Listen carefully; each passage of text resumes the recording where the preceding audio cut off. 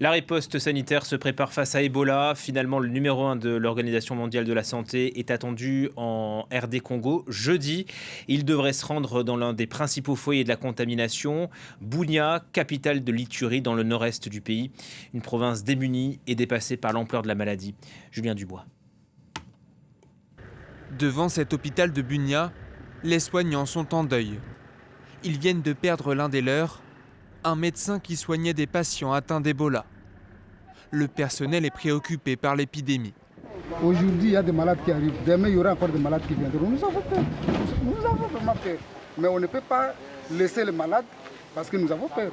Nous avons prêté serment qu'on va les soigner. On va les soigner, mais dans le respect des mesures barrières.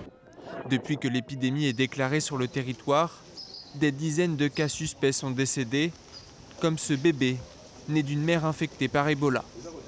L'épidémie est aussi difficile à contrôler, car le nord-est de la RDC est en proie à de nombreuses violences qui entraînent des déplacements de population. Mégaphone en main, cette femme essaye tant bien que mal de prévenir la population de ce camp sur les gestes à adopter pour éviter la propagation d'Ebola. Nous leur demandons de se laver les mains, de ne pas se serrer la main et d'éviter tout contact avec les sécrétions d'autrui.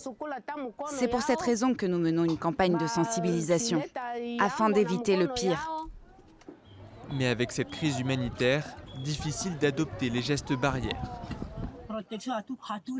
Ce qui m'inquiète, c'est que nous sommes ici sans rien pour nous protéger. Nous n'avons aucune protection, ni eau, ni savon, et nous vivons près des ordures. Plusieurs cas ont été recensés en Ouganda.